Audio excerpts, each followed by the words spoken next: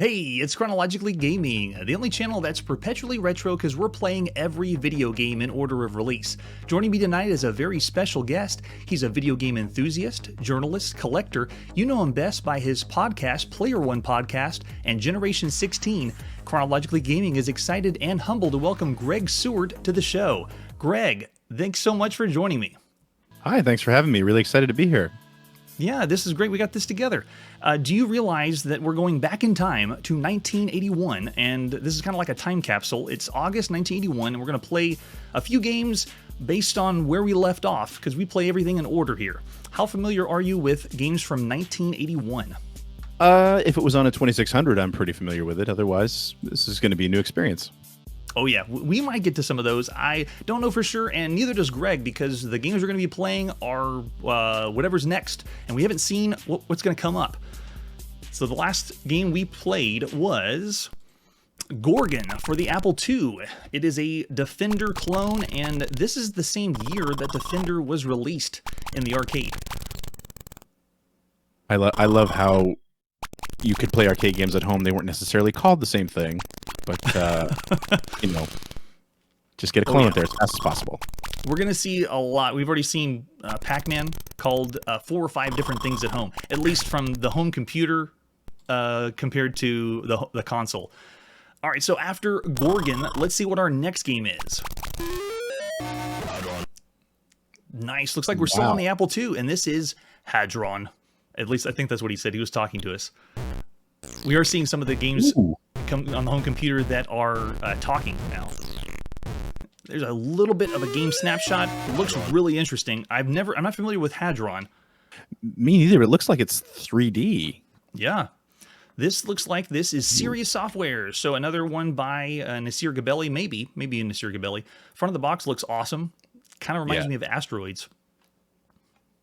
That's beautiful. I love old video game art from the early 80s. The sci-fi paintings. I could just stare at like 2600 game cartridges forever.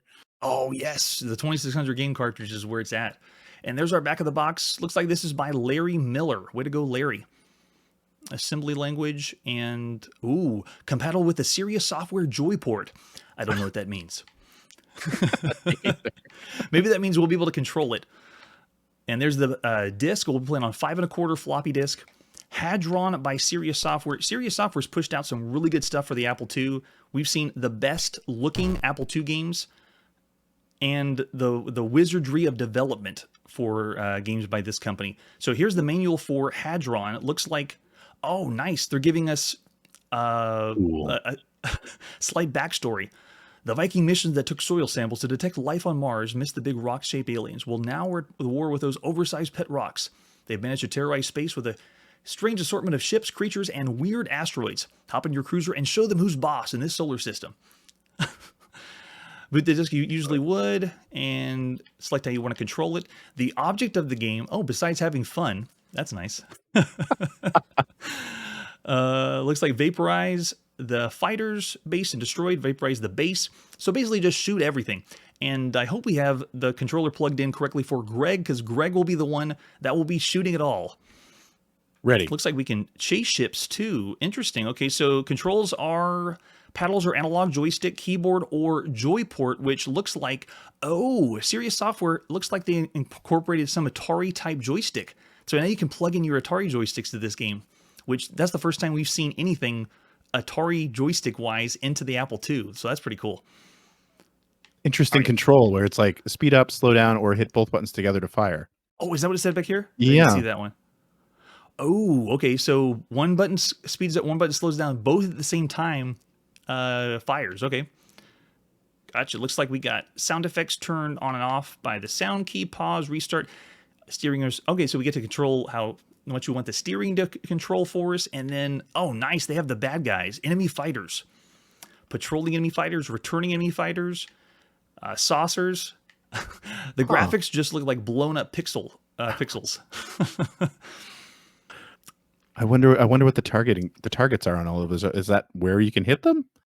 Am I giving it too much credit? Maybe. I like when the game does this. It gives us kind of a who you're up against and what it's going to look like. Yeah, it looks like there's the enemy base. Debris, Astro. Oh man, this is pretty cool. This is actually a very extensive Apple II manual compared to the other ones we've seen. For the home computer space, we usually only get you know, a leaflet on the inside, some text, but yeah, this is a space shooting game, is what it appears to be from the manual. So here we go. We're popping it in. It's August 16th, 1981, and we're playing Hadron for the Apple II. Or at least we're booting it up. We always keep our fingers crossed with home computer releases and see what happens. And I always have a cheat sheet. I can speed us up a little bit. Let's fast forward through this. I wonder if this is the same Larry Miller of Activision fame. Oh, that'd be so cool if it was. Yeah. I mean, it's the right time frame. Right. Okay, so we sped it up all the way, and it looks like we are at this screen. Anything? No.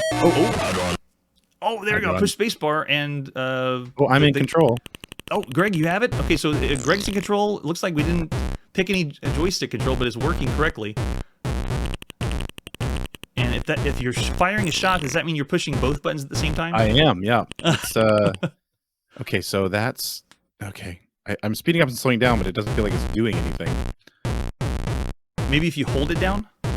Maybe. Looks like that. Well, there's fuel at the top of the screen. Yes, and I see ammunition. Yeah. This is quite... Whoa, what's that? This is pretty impressive for an Apple II game. Yeah, it's doing something kind of like sprite scaling, but obviously on a simple level. The graphics are, you know, obviously rudimentary, but we've seen space shooters before in the arcade, and I can only think of a few, maybe a 3 or 4 on the home computer space. So this would be a space flight game that you could play. We saw one on the Coco, we saw one on Commodore PET, but it didn't look like this. This is pretty good. Oh, it's pretty cool. Yeah, so Welcome, I figured everybody. it out. We just got a raid, so if you're just joining us, we're playing every video game in order of release. We got Greg Sewart here on the show, and this is Hadron for the Apple II, because we're currently in August of 1981. I wonder what First time happened. checking out Hadron. Oh, that must be one of the space stations. Yep, and it did say in the manual that you want to hit, the like satellite dish. Oh, and there's that's Chet and someone. I saw that in the manual as well. It even has voice. Wow. Yes, the voice talking is a big plus. I'm actually surprised it works because you have to tell the emulator that you have the voice plugged in, and I never did. Oh, out of ammunition. Rating flyer. Great job, Greg. You're a flyer. Oh gosh. Whew.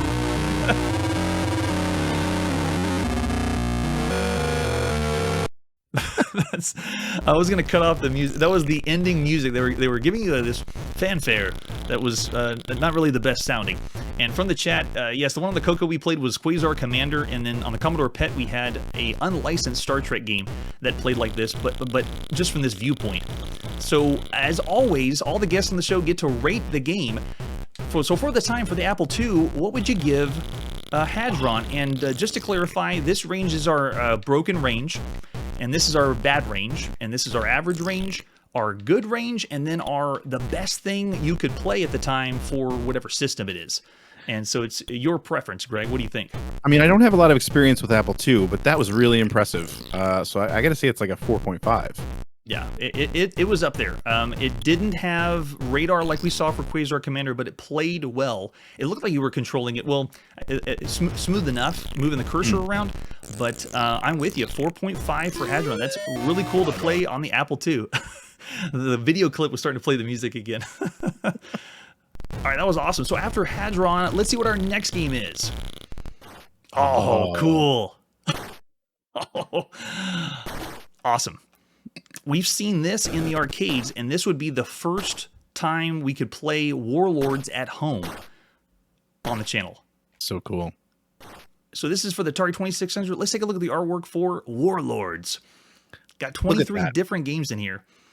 It's gorgeous.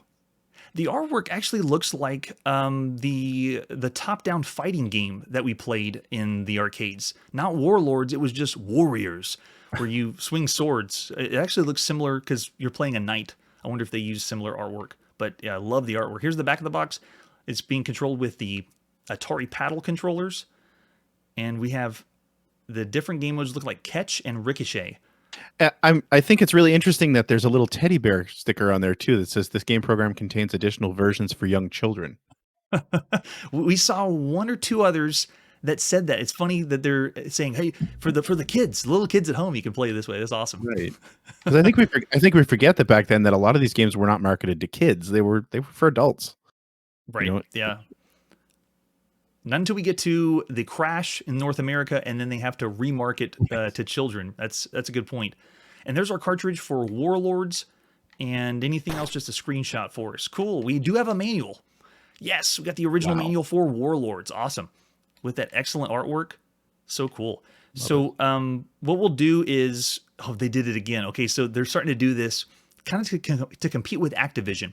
They're now buddies. The lawsuit's over after the first releases, but we checked out Analog Computing and Atari Connection, the magazines, and now they're advertising Activision games in there. But they're competing now where when we get to the manual, look at this. We're both familiar with Warlords, it sounds like, Greg, and they give you a story. So look, they have a story for Warlords. Once ago, long ago in a distant land, lived a king named Frederick. And so they're doing this whole story based on the game because they're trying to up a little bit more of what Activision has for their manual. So they're giving us a reason why we're fighting each other with the 4 different towers.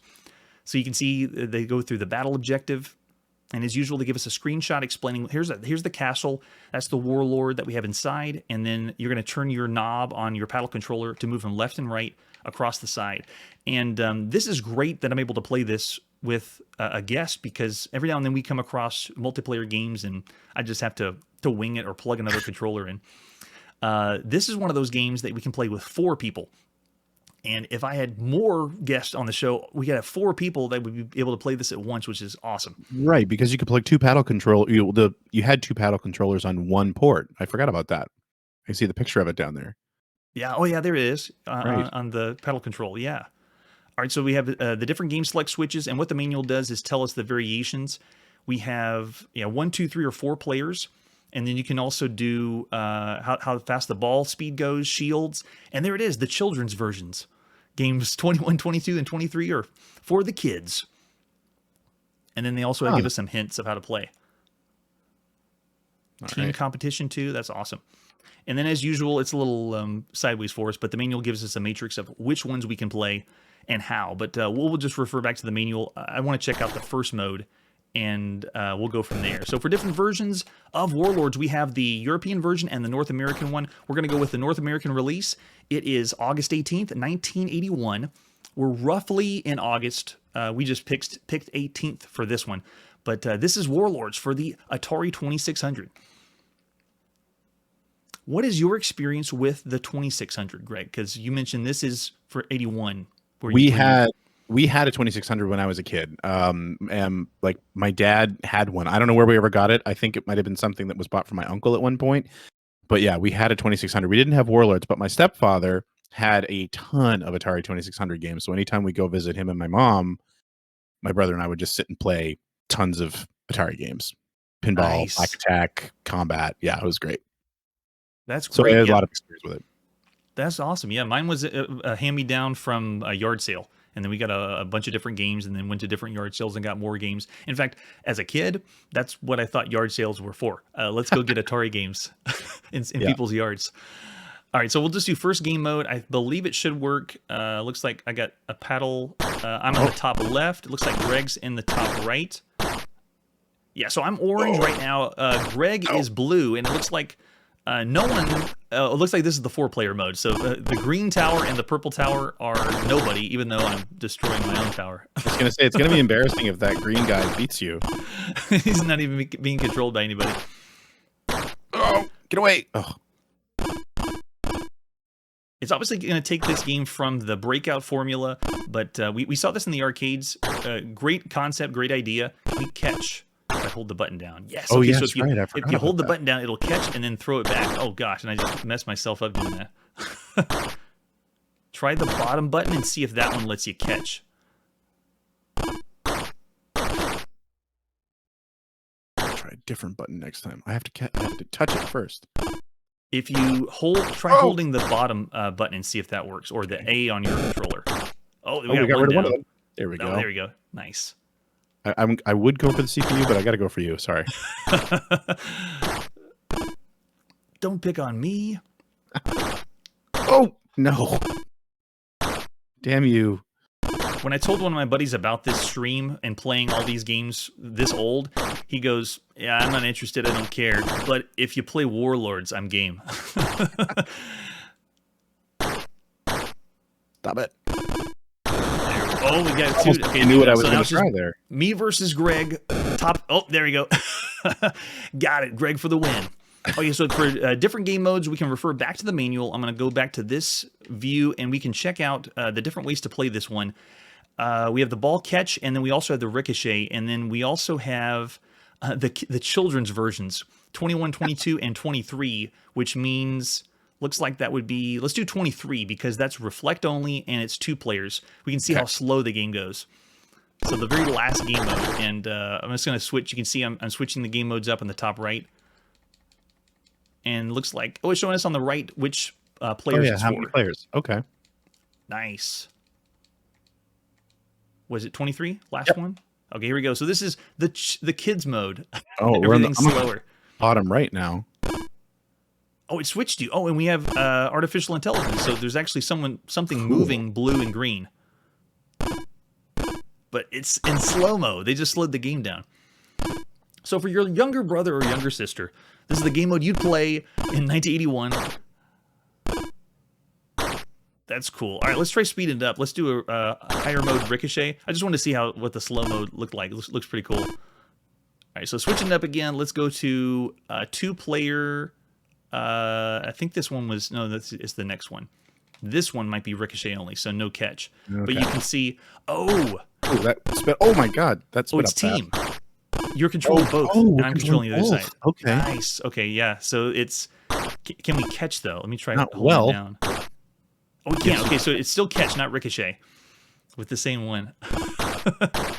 Ooh. Man, that is a lot to keep track of. Yes, 2 at the same time. Like I'm already not even paying attention to the other. Oh my God! Wow. Whew. Oh no. There's one. Okay, so I got the bottom one of Greg's, and I'm on the left side. Greg's on the right side. It's doing so well last time. The flashing's so intense. No, stop. Yep, that's right. Keep it up. Oh no, wait, come here. Now we're only getting a taste of these games, so if you played this back in 1981, this would be hours and hours of entertainment. You get nuance down, be able to play. Oh, you got the bottom one too. Okay, so you just got top of the screen now. I'm on the left, Greg's on the right. And obviously, if you played this longer and longer, we'd get better and better at it. But it really takes the breakout formula. I think you're giving me way too much credit. I don't know if I'm getting better at this. Ever. If we had enough time, maybe. Yeah. What am I going to do? What am I going to do? What am I going to do? That was it. That was game. Nice. Beautiful. Okay, so that's just a few of the game modes. There's plenty more that we could try. But that was Warlords for the Atari 2600. So out of 5 stars, what would you give that one, Greg? Man, I don't know. I don't want to be that guy, but that was really great. I'd say 4.5 again. 4.5 again, way up there. So to put it in perspective, we gave Missile Command for the Atari 2600 5, and this one is still very close, way up there with 4.5 stars. Warlords, one of the best games you could play for your home console. All right, so after that, what is our next release after Warlords? We just go all over the place. No genre is safe here. You need Crystal Ammo back for this. Yeah, right? For another golf game. So this is mini golf for the Apple II, and if I remember correctly, this one's tricky because there's 2 golf games for the Apple II in 1981, and the release date is tricky because they're both around August, and there's 2 totally different companies. So if you're seeing this and you're an Apple II aficionado and you're like, you played macro golf instead of mini golf, or you played miniature golf instead of mini golf, it's because it's just really difficult to pin down. So here we go. This is mini golf, front and the back of the box, and then we have a copy. It's not really a real disc. It's a placeholder. And then a screenshot looks like it's a top-down view of mini golf. What other versions we got? Okay, there we go. We got the 2 different ones. So we'll just pop in the first one and see what it is. It's August 20th, 1981, and this is mini golf for the Apple II. We've played a few mini golf games. We've even played the mini golf game for the Atari 2600. Oh, I don't even remember that one. It's not as good as the golf game we played with Chris Alamo. Please wait while I load stuff. Misspelled. Okay, here we go. So miniature golf. First question is, does it work with Apple joysticks? I don't think so. I'm pushing, but nothing's happening. Anything from your side, Greg? No. Nope. All right, so let's try spacebar. Okay, spacebar worked.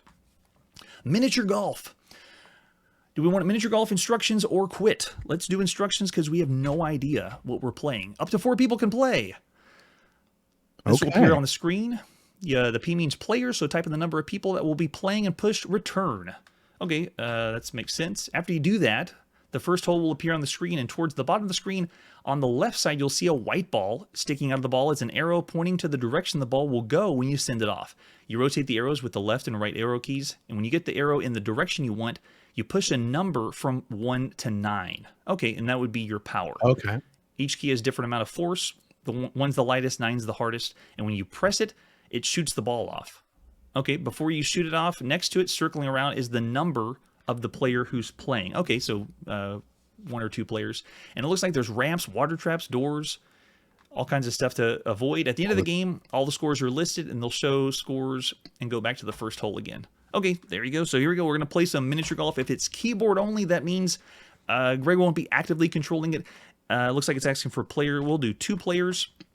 And there we go. We're in. I'm first player, moving my direction around. If this was 1981, this would be one of those games that you'd play with a friend, hot seat, or someone sitting right next to you. But look, I can just adjust the angle and then just push. I'll try 5. And wow, 5 went. I'm guessing that's water. Yeah, I guess that's water. All right, so Greg's not in control, but I'm just gonna. I guess you can direct me if you want, Greg. Let's try bouncing it. Go a little left there. Let's bounce it off up there. Let's do like a 3. Okay, hitting 3. Pretty conservative. Wow, what 3 happened? didn't go nearly as far. That's as far as you got. And it's not showing. Okay, it's not showing where I'm lying. Okay. But the water hazard, it brought me all the way back to the beginning. Right off the bat, though, first impressions, this game compared to the Atari 2600, better. They're making it really simple. You move it where it needs to go, you push a button for power, and that's it. All right, let's try 4. See how far that one goes. Okay, so I'm lying there. Now, now Greg's up. All right, so... let's tilt it like 1 notch to the right. There you go. Okay. And let's go with 4. Going 4. Stay out of the water. Okay. Yeah. Okay, it worked. I'll take that. I'm getting strategy vibes of this too. How you're, playing a game like Artillery, where you aim a cannon and you push for power and you just keep readjusting, and it feels kind of like that. All right, so I'm in a good spot. I'm going to try to go for that hole in the middle. Let's go for 4. Don't hit the water. Oh, okay. I didn't make the hole. Yeah, I'm not in a great spot. Let's see if we can sneak up around the north of the wall. Yeah, just like that. Okay. Let's go for 5. Going for 5. It worked. Wow, 5 goes so far. All right, let's try this one. Let's go for a 2 in the hole. Oh, look at that. Oh, nice cool. job. Okay, we're going directly in the hole here. Let's go with 3. Going 3. Ah, okay. Okay, all right. They're making it like miniature golf. It pops out in another way. All right, so and we'll do 4. Going 4.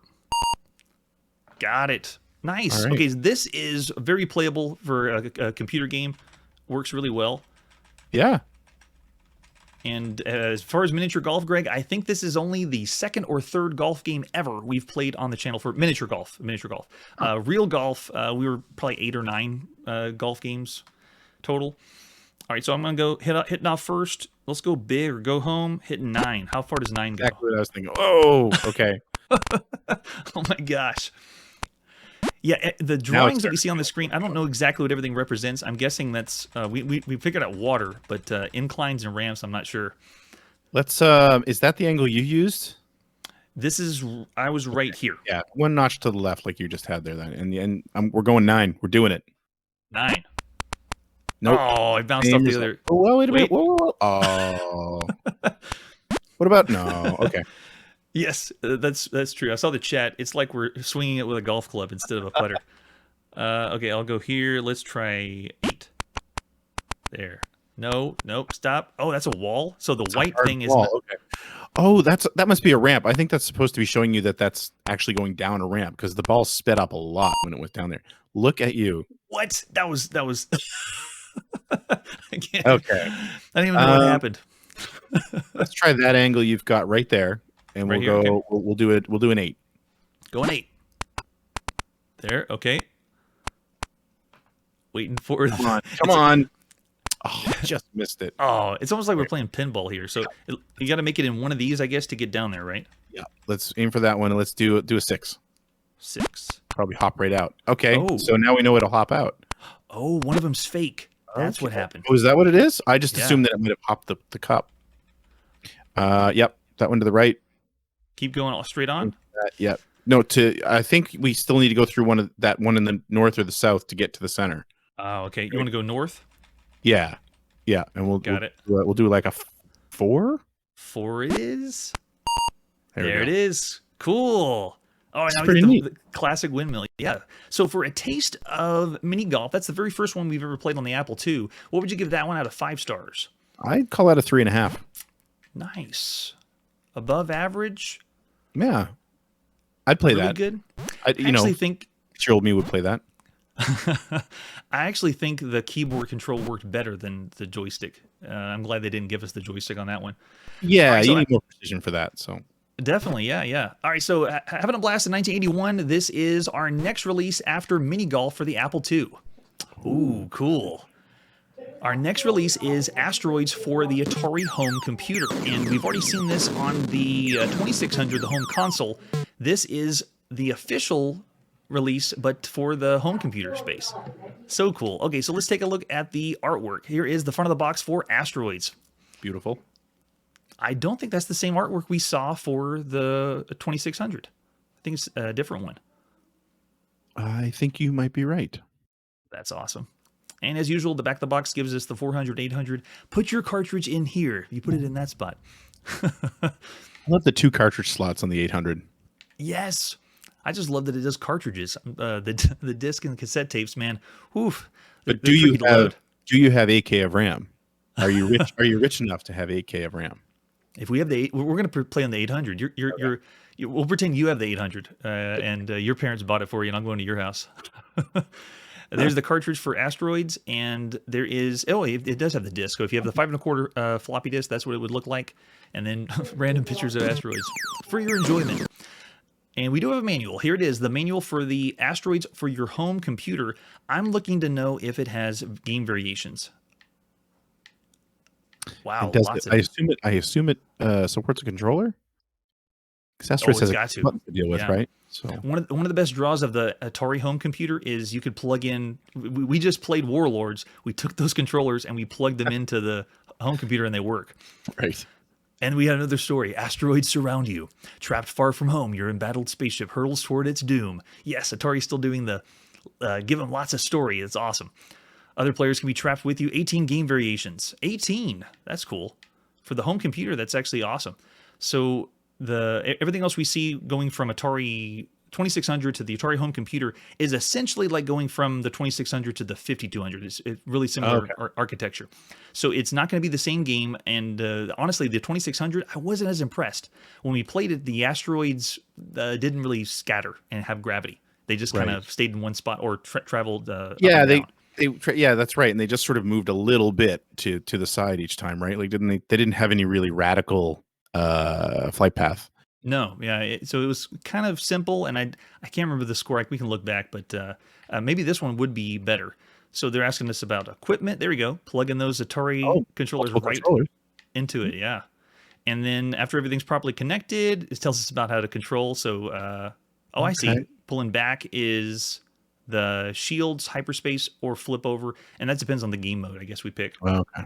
That's the same as the 2600. And then there we go, basic gameplay. We're familiar with Asteroids. We'll breeze by it. I want to see what they have with options. Okay, so yeah, we can do Nice. Bouncing on the asteroids, or regular asteroids, fast asteroids. And then you have defense options. Fasteroids. Nice. Multiplayer games and options. And then there you go. Wow, they have the same kind of grid they do for the home console, but very, very big. And look, we're only halfway through this manual. So wait, there's multiplayer combat, it looks like.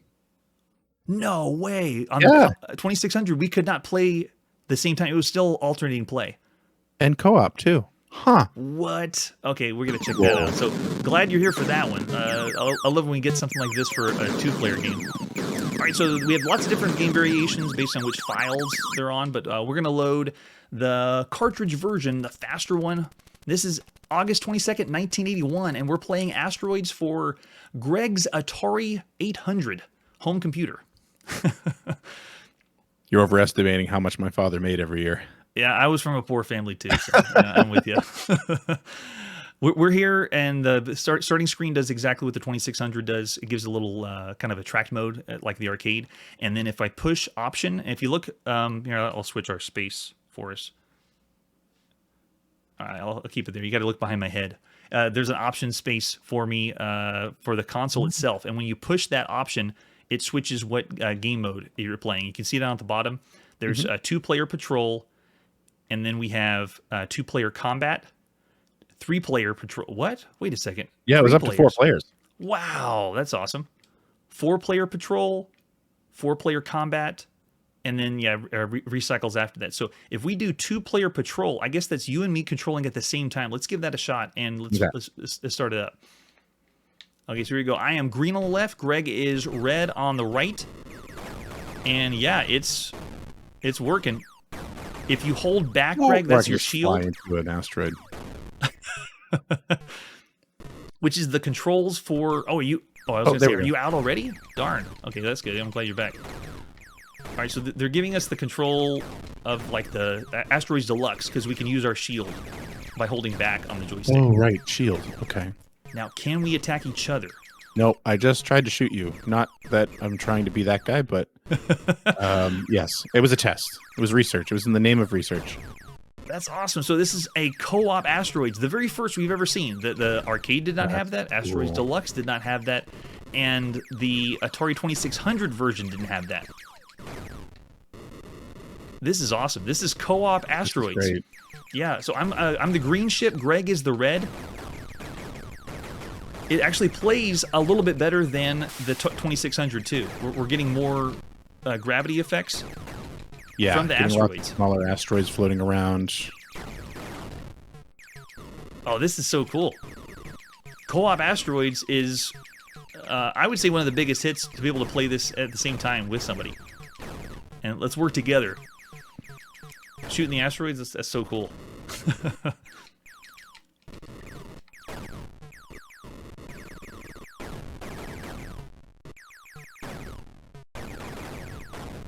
Oh, and this is great.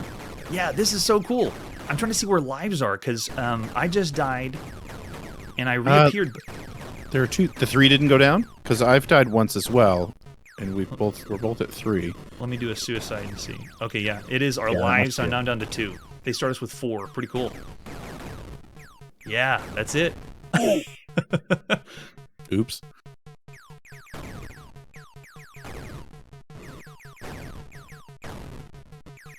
I remember in the chat, Greg, you said Missile Command was one of your favorites, or that you remembered. Did you have the Asteroids on the 2600 too? Yes. Yeah. Asteroids was another one of those games that I feel like everybody had. You know what I mean? Like, especially like you were kind of saying how your that's what yard sales were for. Like that was very much the sort of post crash. I don't know that I understood that there'd been a crash. All I knew is that like one of my friends had like a cedar chest full of loose Atari cartridges. And just Asteroids was one of those ones that everybody seemed to have. So yeah, a lot of Asteroids. That and Combat. Everybody had Combat. Oh God, yeah, Combat. Yeah, my brother and I played Combat like crazy. All right, so I think you had lives left. I'm the one that died, and since it was co-op, we did oh no, wait. You got the high score, but the game over, I think, was when I died. I lost all my lives for that one. That might have been. Maybe it has to be 2 players. Like, yeah, that must be what it is. Huh. Nice. All right, so Very that cool. was 2-player patrol. Let's check out 2-player combat. I think we can shoot each other now. Okay. Okay, here we go. Same thing. Oh, Yep, yeah. we can shoot each other. Tested. So that means we're going for high score, and we have to. It's almost like we're playing with the UFO that would always shoot us in the arcade. But now we're getting to be the UFO and the other person. Oh gosh, see, I'm trying to run away from Greg. I'm the green ship. Greg's red, and this is. I am become death. There we go. We still see our lives at the top. I want to see if I can go for it. Oh yeah. Oh, we have shield too. Okay, I want to try that one out. oh, right. I that. always forget about the shield. This is the kind of game that I wish had another button. Yeah, there it is. Can we curve our bullets? We're just throwing bullets at each other. Oh, that was good use of the shield. Good job. I think you. Whoa. Oh. Okay, yeah. My last life went down, and then it still counted your high score from the last game as the high one. So even though it was a different game mode, you have still the high score, 39-10. Great. Oh yeah, that's right. So cool. All right, let's check out one more. Out of those, they didn't have a kid version, by the way. They didn't advertise that part. But out of the other ones we've seen, let's see. Team, melee, co-op, and it's only 3 players though. 3 and 4 player. Oh, I see. Oh, so you would play 2-on-1 or 2-on-2, and then if you can see the game duration, we were playing first player out or last player out. So whoever dies first would go. Okay. It looks like, just looking at the chart, it looks like the only target opportunities in team are the other players. That's all we would get to shoot the other player? Oh, no, man, I'm not reading that chart right. Charts are difficult. There's asteroids and saucers there too. Huh. Okay, every game mode has them. I wonder why they kept it on there. That's a little confusing. All right, so we'll go for one more game mode before we finish up. So we won't do 3-player, and then 4-player, combat, patrol, 4-player. So if I do 2-player, let's do there. Is that the reverse? No. Oh, I'll switch it out. There. Okay, I can switch it out and now make it where it's hyperspace instead of shields. Okay. So now let's give that a shot. So now if we hold back. Oh, hyperspace definitely happened for me. Yeah. Where am I? Oh, okay. It takes a while to reappear. So I'm green again. Greg is red. We're playing Asteroids for the Atari 800, or the home computer at the time, and it's co-op Asteroids. Interesting. Yeah, I'm still shields, and you're hyperspace. Yeah, it must just be based on the player. That's awesome. So you can make the adjustment, or they must have that game mode where you can have one or the other. You can be the friend that's like, I don't want hyperspace. Okay, yeah, okay. Exactly.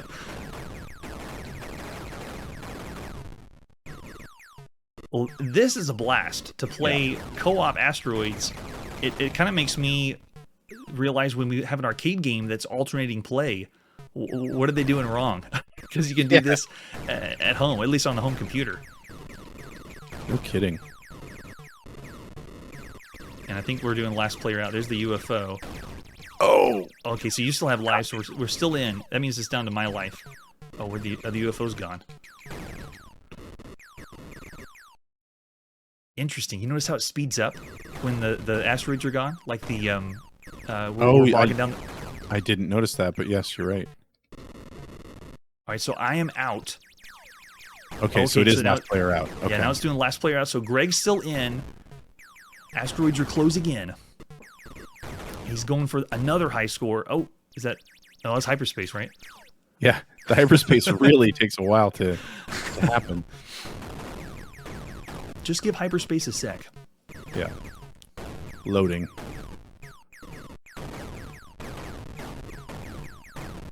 It's really cool seeing the difference between the console version and the computer version. Yeah. Yeah, I mean, with the console version, it was one of those situations where this doesn't really look anything like the arcade game, but this is as close as I'm going to get. Yeah, right? yeah. So I'm okay with it. But this is great. All right, we'll go ahead and quit from here and go to our next one. That is so cool. So out of 5 stars, what would you give Asteroids? I'm telling you, I'm leaning to 5. Although I kind of want to hear what the chat has to say, because I feel like I'm giving nothing but high scores here. But that was a lot of fun. Yeah, I would definitely go 5 for that one.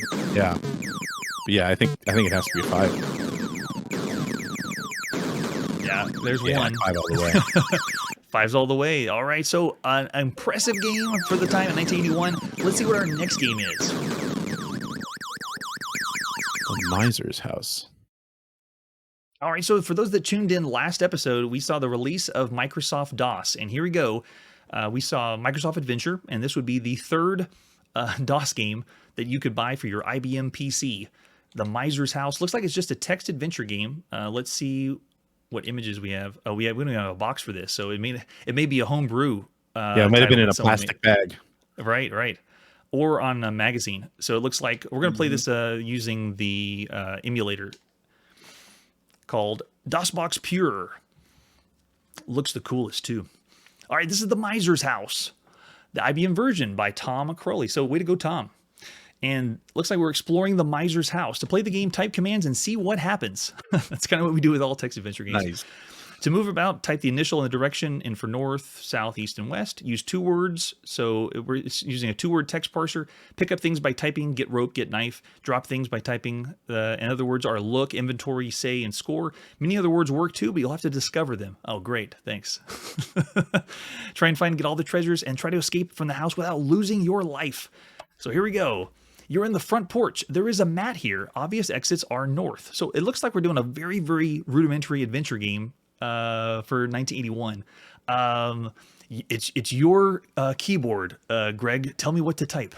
I mean, based on the intro text, I think we have to get the mat. That might have been a hint. Get mat. Okay, you find a door key. Oh, there you go. Nice. Let's take the door key. Yeah. Get key. Okay, nice. Let's go north. If It's we the go only north, obvious exit. Oh yeah, the door's locked shut though. I bet we gotta. Good thing we found the key. Unlock door. The door easily unlocks and swings open. You're in the front porch. An open door leads north. So this is really cool that the game's so simple. This is like, there's only one direction to go. We played other ones by Online Systems, and you're familiar with those. And then we played one called The Curse of Crowley Manor, which I would argue that is the most impressive adventure game we've seen for the time. It had graphics too, but it was so many places you could go. It even had you get in a cart in London and you're going down the street. Like it was very big. All right, so here we go. We're going north. The door slams shut behind you. You're in the foyer of a large house. Dust is everywhere. So now we got north and west for obvious exits. West. Let's go west. West, you're in the dining room. I wonder if you can get a description of the room if you just like say look or something like that. Let's see. No, it's just all right. There's the description. I guess we're going west again. Go west again. There is a sword here in the Chinese room. Okay. Well, then we need to take the sword. Yeah. Get sword. Okay. North? North. You're in the kitchen. It is bare. North, south, and east. Go now. East. You're in the pantry. Dust covers the mahogany shelves. A rich, full voice says, "Ritnu is a charming word." Okay. Let's say Ritnu and see what happens. Can we do that? That's just winter backwards. Yeah. What? So nothing from there. Let's go. How do we get here? We went east. Let's keep going east. Going east. You're in the breakfast room. It is bright and cheery. Man, I hope you're rich enough one day to have a breakfast room. South. Going south. There's a majestic staircase leading up here. Where do these stairs go? So, stairs? North to go up the stairs? I maybe, yeah. Maybe? No, that was back. So hold on, wait. South? Yeah, just again. Maybe just say take stairs, climb stairs. Climb stairs. Stairs. I don't understand that. Okay. Go stairs. We have to pretend it's an online systems game. The suit of armor tries to stop you. Ooh. But you fight them off with your sword. You're in the middle of the western hallway. Oh my gosh. We solved the puzzle. We didn't even know that. We just picked the sword up. Let's keep going north. Going north. You're in the junction of the west hallway, obvious, and the north-south hallway, obvious exits are south and east.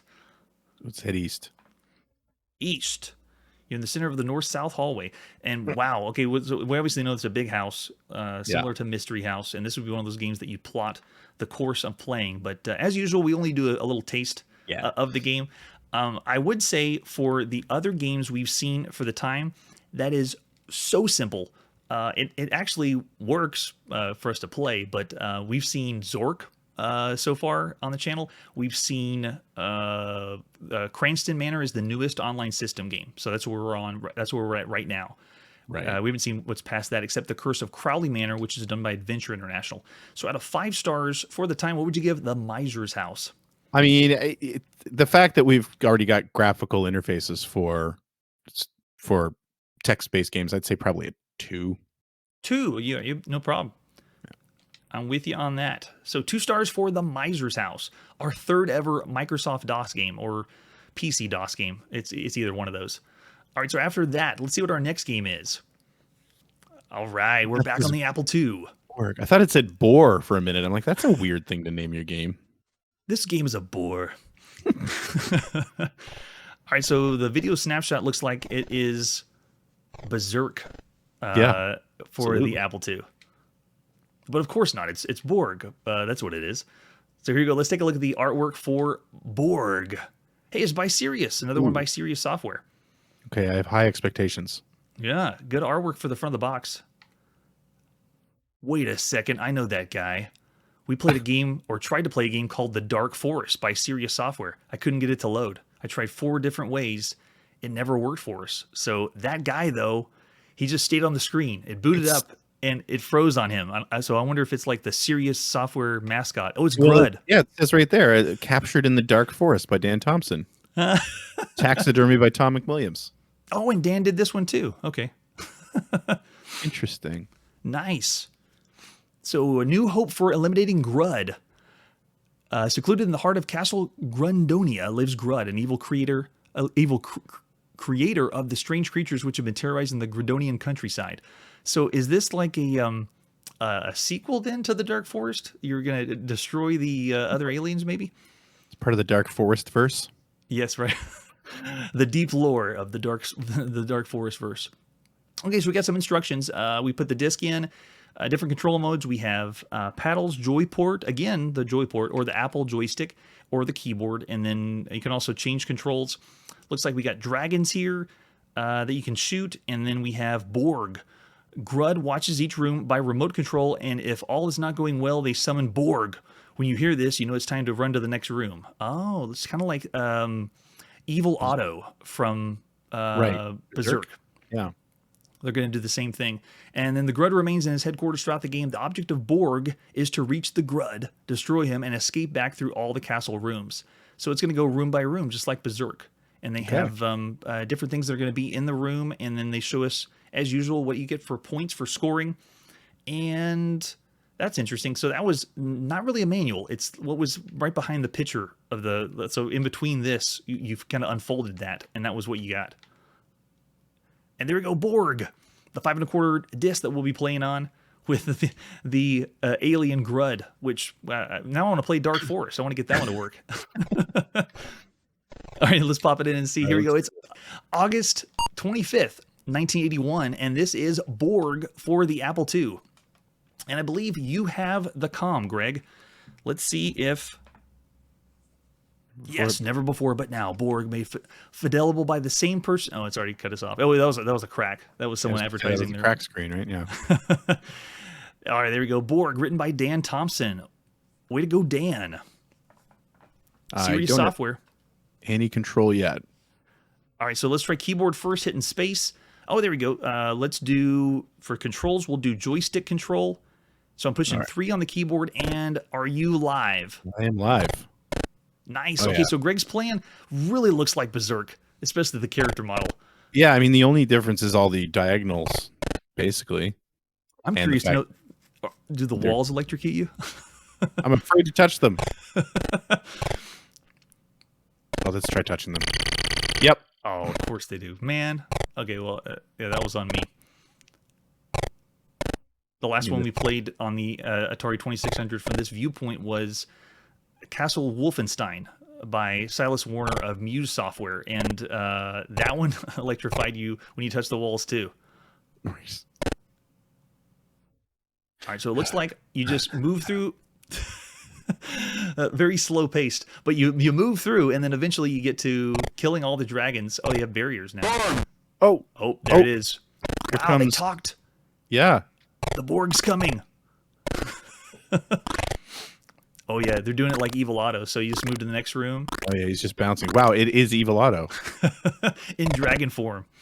Okay, wait, what? How do I? Whoa! I don't even know. Can you even go on that Shooting at space? me. Oh, you Yeah, I can. guess I can't. Whoa! Okay. Okay, there are arrows. So it's a little confusing, not knowing. Oh, Oh, yep. I can't touch that. Didn't Okay. know if you could touch it or not. Yeah, Oh, it started game over. it's game over. Wow. So difficult, but I mean, per the time, that's the use. All right, so going back again and with joystick controls, looks like it is the same map as it was before, but very impressive to see Berserk that you can play at home. Yeah. Considering we haven't seen Atari bring the official Berserk home yet. Berserk was great. I wonder if I have to kill everything before I leave. Oh, maybe not. In Berserk, you didn't need to. I wonder Yeah. if you could just jet. I'm running Really as fast as I can. Oh, here he comes. Oh, that guy just disappeared. Oh, they touched something and died. I was going to say, yeah, they must not be able to touch everything either. Oh, this is a different screen. Oh, they're switching This it is up. the same Cool. screen. Yeah, it reset. Maybe because we didn't kill them all? I guess. I find this stuff really interesting because an incredible arcade game comes out like Berserk, and then you have developers for the home computer that make their own version of the game and call it something different. Like we've already seen for Pac-Man. Oh, you can shoot through the walls? Nice. For Pac-Man, we've already seen lots of ways you could play it on the home computer, and this is one of the first ways you could play Berserk. Oh, no. Don't think I can run fast. Get away from him. And it's No. like Evil Otto is invincible, right? Get away from me, Borg. I wonder if that was Dan doing the voice for Borg, yelling in the microphone. Oh man, You'll never is catch gonna me. be- Never catch me. Oh, I touched got the wall. I don't believe it. Oh, I can't shoot up through the wall. That's interesting. You can shoot the other direction though. Yeah. That's interesting.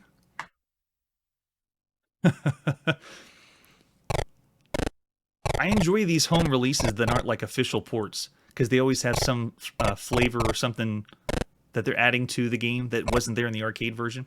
Right. So cool. Oh, I can't touch that green thing. Oh, I couldn't touch the green arrow before either. Okay. Darn. I'm learning, but Yeah, another one of those games that we could play a lot longer and get used to more of the gameplay. But for first taste and first experience with Borg, what would you give that one, Greg? well, I mean, I totally respect that it's a Berserk-like. Controls really well. I don't like that I'm not sure what I can shoot through or what I can touch. Yeah, So I'd say probably let's say 3.5. Let's say a 3. 3 stars. All right. Yeah. Nice. Very good for Borg. And after that one, a very good average rated game for 1981. Let's move on to our next game. Looks like this one might be the last one for tonight. This is Pegasus II, again for the Apple II. We've been playing lots of Apple II releases lately, mainly because if they have a lot of love, I hear from fans of the system and they say, give me articles of news magazines and things and say, well, it's probably this time when it came out, and give me an accurate release date for it. All right, so let's take a look at the artwork for Pegasus II. No way. Online Systems. Yeah, I noticed that. Oh, it's by Olaf Lubeck, author of Gobbler, and we saw Gobbler, I think, last episode. It was the Pac-Man way you could play for your Apple II. You're the pilot of Pegasus II. So cool. Okay, so here we go. Again, inside has Pegasus II's played with either paddles or joystick. When the game boots, you boot it for DOS, or that's Apple II DOS. And then the game's booted, it'll ask whether you want to play or generate new terrain. Pegasus 2 is unique that the landscape terrain over which you fly is changed to be anything you like. Terrain generation is discussed separately. When you specify that you want to play the game, you'll be asked whether you want to use user-generated terrain or standard terrain. And then, so you can actually do I guess a rudimentary level creation. Creator. Yeah. And that's not brand new. We've seen a few games that have done that, specifically on the Coco. There was a pinball game I remember specifically that you could build your own pinball game on the Coco. After selecting the terrain, it's going to ask you if you want to fly a beginner, intermediate, or advanced, and then you choose paddle or joystick control. And it looks like we got laser beams or drops bombs, and then for controls, looks like we got points, and then how to do the terrain generator. So really interesting for Pegasus 2. Oh, I think we had some more over there. Let's see. Oh, there we go. Screenshot. Oh, it looks like Scramble for that's what it looks like. And there it is, an actual scanned-in disc of the 5 1/4 floppy disk for the Pegasus 2. Like the shiny I'm excited sticker. for this. Yeah. Right? All right, here we go. We're popping it in. It's August 25th, 1981, and this is Pegasus 2 for your Apple II. What was Pegasus 1 then? I don't think we never saw Pegasus 1. Yes. All right, so I'm curious to see the terrain generator, but we'll just play because building your own may require you to save it, but we'll just keep that on the back burner that we could, if we wanted to, make our own levels. So we're going to play a game, and I'm going to do buttons. I believe Greg still has the control. So Greg, do you want to do beginner, intermediate, or advanced? Let's start with beginner. Let's see what happens here. Beginner it is. Let's see. Online Systems. So another action title by Online Systems, which is kind of cool that they started with the adventure genre and then they moved on from there. Right. So we want standard. And you see in the bottom right corner, it says loading something. Yeah. And we want joystick control. So it's using Apple joystick. And there's a lot going on. Okay. Nice. So are you in control now, or is it doing not attract controlling mode? that. It looks like it's doing an attract mode. Oh, and it's totally scramble. Yeah, it's absolutely scramble. You just flew through a mountain. Yeah, I can't take control of this at all.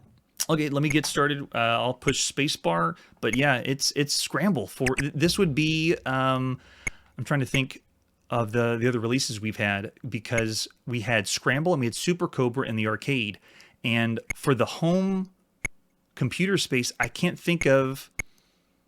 We had a few other horizontally scrolling games, but they weren't like exact Scramble. Games like we saw kind of a Defender clone before, but this is the very first one we've seen for Scramble. All right, so here I just pushed spacebar. Are you in now? Yeah, I've got it now. Whoa. Okay. Oh, there's my laser. Nice. So they're giving you the same controls as Scramble 2. You got the bombs going down. The scrolling is very impressive for the time. Yeah, especially on the Apple II. Sound effects are kind of non-existent, but how well would you say it plays? It's okay. I mean, for what it is, it's got a bit of. I'm dealing with gravity. Like if I just if I don't do any input, I'm slowly being pulled down towards the surface. Oh, interesting. Oh my gosh, they have these like Battletoads mines flying at you now. Yeah, I can't seem to shoot them. Maybe they're only able to be avoided. And same, just like the arcade, you got the fuel gauge at the bottom, which is kind of like your timer of how to play. Good thing I was playing on easy. Right, that was beginner. Oh, that's true. Oh my gosh. All right, well, let's go one more time and just get a taste of it. It is kind of strange without the sound, but for the time, this is really impressive and cool to play. Because if you picture yourself in 1981, you have an Apple II, and considering all the other games that were possible for you to have, if your parents brought home this game, this would be loads and loads of fun. I mean, that's how I feel like my earliest experience with home computers went too. It's like the games that I mostly was exposed to were text adventures and graphic adventures. So when we got something like, say, Thexter, because Sierra Online brought that out here as well, I think they might still be online systems. It was so weird. It was so unique because it's like, wait, I can play like an action game on this thing too. Oh yeah. So And at the time, your parents were probably using the Apple II for business. they would have been, yeah. We've only seen very limited video games in the UK, and the microcomputer scene is about to blow up.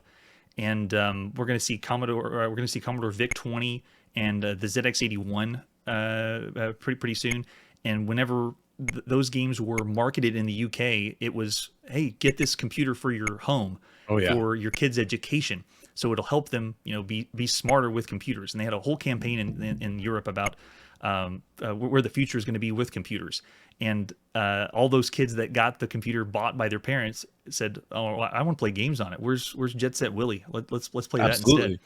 Yeah, I convinced my parents to buy our first PC in same fashion, and that was in the 90s. But I mean, that was my Wing Commander machine. Oh yeah, right. So we've got into like just I don't know if Scramble does this, but we've gone into just sort of a straightforward side-scrolling shooter at this point. So that I think I just refueled. That's awesome. Yeah, it switched up because Scramble was you got fueled by bombing fuel. Right. That's what I was looking for. I was kind of wondering if I was destroying fuel tanks or something. This is not bad. Yeah, that's pretty good. All right, after seeing the other game mode, that's awesome. We'll go ahead and move on to the next one. So cool seeing a Scramble or a way to play Scramble at home with Pegasus II. I want to find Pegasus 1. Where is that one? Unless it was a prototype or... We're not playing any prototypes here. They got to be actual releases because we already have thousands and thousands of games we're going to be playing in order. But for Pegasus 2, Greg, what would you give that one out of 5 stars? I mean, that was pretty decent. Yeah, I'd say probably a 3.5 again. Nice. All right, 3.5 stars for Pegasus 2 on the Apple II. And with that, we have reached the end of our evening. We're going to put the games on pause, but there's always more games. We're going to play a lot more after that. And the games that we come to, we don't know what's going to happen or when we'll get to them. But tune in next time. We'll continue playing every single video game in order of release. I really want to thank Greg so much for being here. I really appreciate you coming on and playing some games in 81. You're very brave, or you're slightly crazy to go this old, because for everybody out there that is that knows about, or if you don't know about Greg, if you enjoy the formula of this channel, but these games are way too old for you, you need to check out Greg. He's doing pretty much the exact same thing, but in the 90s with the Sega Genesis. So you got anything else going on in your life you want to tell everybody about, Greg? Sure. I mean, I do have a series called Generation 16, which covers the Genesis. I'm going through 1991 right now, as well as looking at the Pioneer Laser Active games, which is a pretty obscure system. It's kind of fun to get in there and learn about that stuff. You can find that on YouTube, just at youtube.com/Sewart. My last name will get you kind of everywhere that I'm at. Otherwise, we have a long-running podcast called Player One Podcast that we do every week. We're closing in on 900 weeks of that. So we've been doing that for a little while. And I also stream on Twitch 3 nights a week, Twitch TV/Sewart, and that's mostly retro stuff as well. Not quite as old as this, but yeah, still loads of fun. Yeah, if you give me 10 years, then I might catch up to what Greg's doing in the 90s. Really appreciate everyone watching on Twitch and on YouTube. Thanks so much, everyone. We'll have links below for all the things Greg does. We will catch you next time. Hey, everybody. Thanks for checking out the channel and joining me on my quest to play every single video game in order of release. We'll be streaming live every weekday at 9 p.m. Central, so join us and let us know if we miss any games along the way. This video would not be possible without RetroArch and Launchbox. Please tell your friends there's some crazy guy out there trying to play every single video game. You can always check out Chronologically Gaming on YouTube, Twitter, Instagram. Chronologically Gaming is the name to look for. We will catch you next time.